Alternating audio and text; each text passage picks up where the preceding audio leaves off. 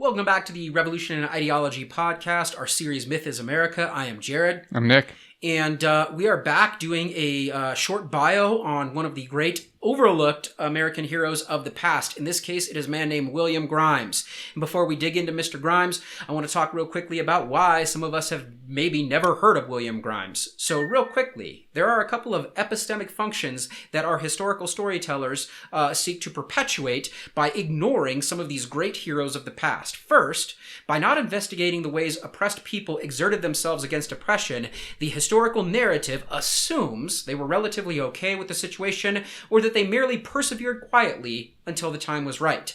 This absolves the dominant class, both then and now, of feeling any sort of guilt. That's one reason. The next reason is, as above, by ignoring these oppressed people, they seek to promote the same reaction for today's people that are still facing inequality and oppression. Essentially, it's like saying, well, people of the past had it much worse, just deal with it and wait until we're ready to make it better for you.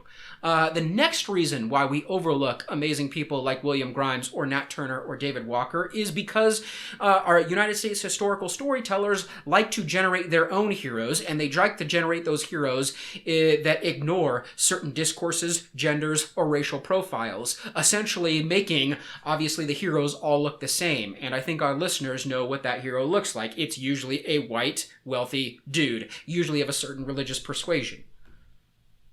The last reason we never hear from people like William Grimes in our U.S. history classes is, again, the idea of the docile body. Modern learners live in imperfect worlds, and nearly everyone has a bone or two to pick with their society, regardless of their political persuasion or demographic data. And looking past all the different ways agents of change actually made change, promotes a population that may be subjected, used, transformed, and improved. And of course that comes from Michel Foucault. But basically saying, like, there's only a couple of ways to make change, and if we ignore all of the great ways people made change in the past and only look at the easy to control or manipulate, like peaceful protest or voting type of things, that means change can never actually take place. So without further ado, to try and keep this biography of William Grimes shorter, let's just dig right in. Any thoughts before we do as I scroll down to William Grimes' bio? Nope. Let's do it. Okay. So William Grimes was born in 1784, and he lived the longest of our three African-American heroes or black heroes that we've talked about in our recent episodes. He lived the longest, dying in 1865. Now, William Grimes, before I dig fully into his bio, is a revolutionary that's a little bit different than Nat Turner. Nat Turner flat out led rebellion. David Walker was an amazing abolitionist that advocated an appeal to the colored citizens of the world and tried to unite everybody in a mass movement against slavery. William Grimes is not that type of revolutionary. He commits to what we call revolutionary exit. Nick, real quickly, what is exit?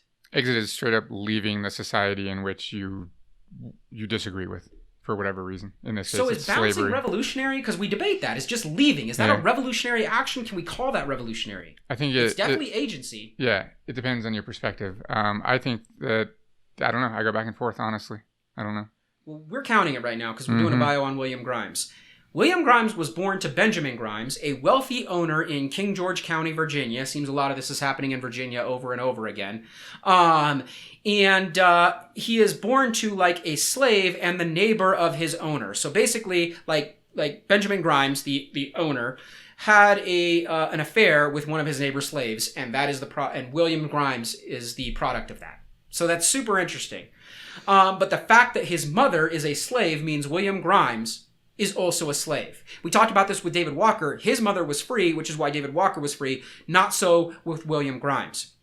This is important for us to understand because it's very rare that those relationships between any sort of white person or black person in the 1800s during these slave-based societies was consensual. Rape was often used as a punishment. It was often used just merely for pleasure. These are relationships. This is like Stockholm Syndrome stuff. So these whites would sexually exploit black women as well as Native American women, but that's for a different episode.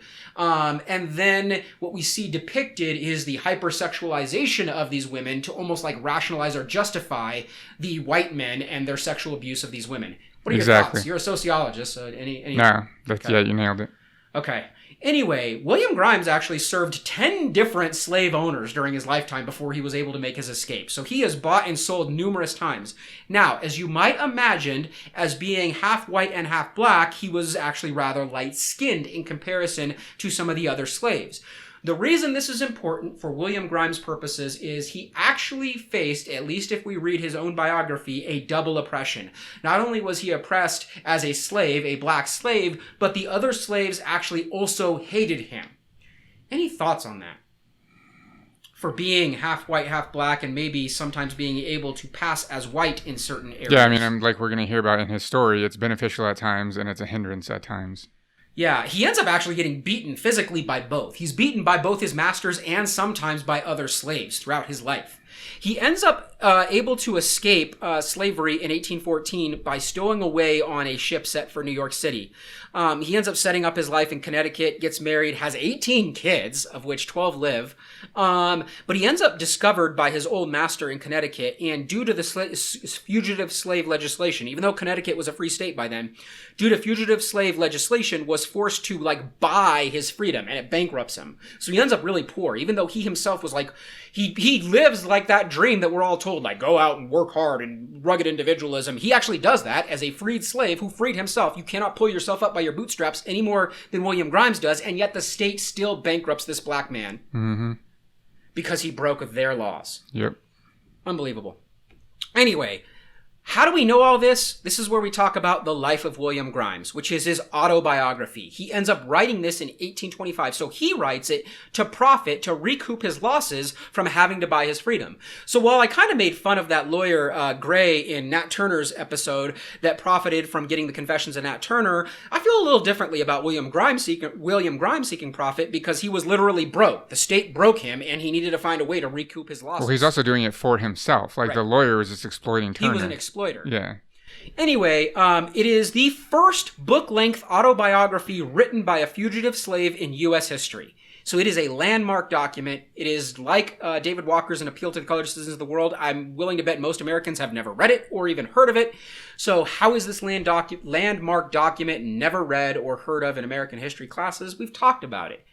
They don't want to celebrate people of color in the United States past. Especially those that are willing to call out the hypocrisies of the society that they were born into, especially since those hypocrisies still exist today. And the life of William Grimes shows that. Why else is this document important? It is actually a pre-abolitionist document. William Grimes was not actually an abolitionist. He freed himself, so he doesn't have a political motive. So without a political motive, it actually might even be more authentic than some of the other writings of the time, because he's not politicized in any way, and yet he still shows all of the horrors of a slave-based society or a racist society when he moved to the North. Okay, so as far as the writing is concerned, I'm not going to pull a lot of quotes from it. I'm going to basically just give a super brief synopsis.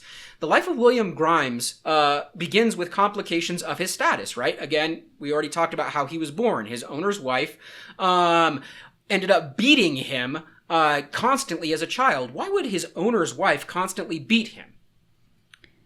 Because he was the result of an affair on the part of her husband. Yeah. This is literally the living, breathing, like evidence of your husband's infidelity. So she takes out her aggression on this child. By the age of 10, he was sold and became a house slave. Now, this is important because not only is he lighter skinned, but now he's working in the house, which there is a little bit of a hierarchy on plantations, and so other slaves hated him for this. They even sabotaged him, trying to get him out of the house.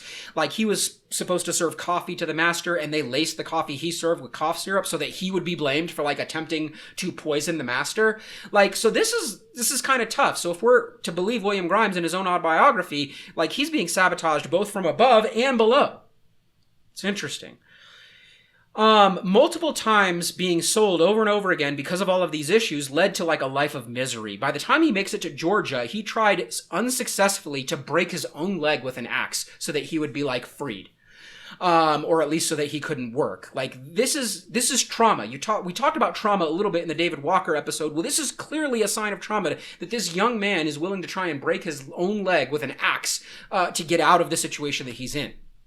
Any thoughts? No, I mean, yeah, clearly trauma. It's an extreme Spirituality tends to make appearances in these stories, and it makes another appearance here, although with William Grimes, it seems less impactful than with Nat Turner or David Walker or Tecumseh.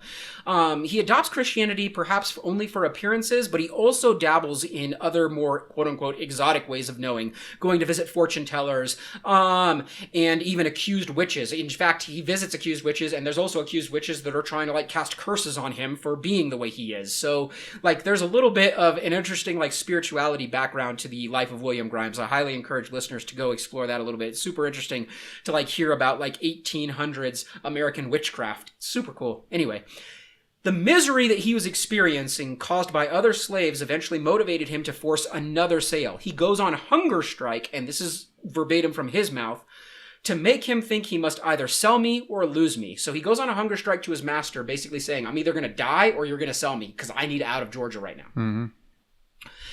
Doesn't get all the way out of Georgia, but ends up with a new master in Savannah, with some freedoms. He actually gets a couple of freedoms while working for this new master in Georgia, who, at least in his own autobiography, he says he kind of liked, although I don't like talking about that because then instantly, like, the other side will go, oh, slavery wasn't so bad, but whatever.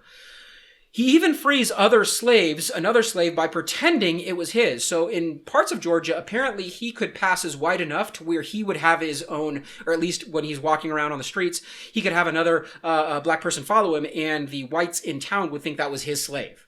So he uses that to his advantage to free slaves. His last owner, a family called the Wellmans, go on vacation. I think they go to, like, Bermuda or somewhere else in the Caribbean. And it's while they're on vacation that he just bounces. He bounces while they had allowed him to work for a brig casket company out of Boston. He ends up hiding in the center of, like, the cotton bales on deck. So he, like, hides as a stowaway on deck.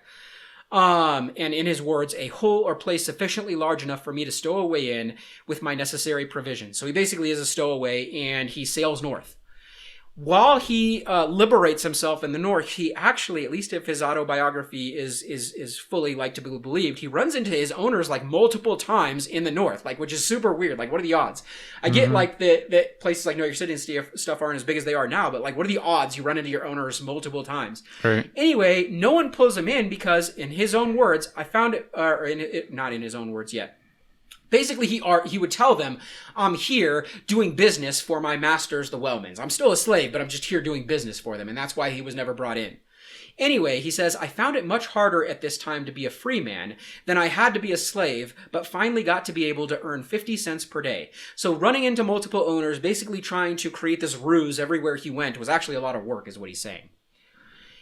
The constable, where he ends up in New Haven, Connecticut, eventually does catch him, though, and notifies him and his owner that he will be arrested and enslaved if, and I quote, I did not buy myself. I instantly offered to give up my house and land and all I had, and hence the reason why he has nothing to his name and writes this autobiography to make this money back.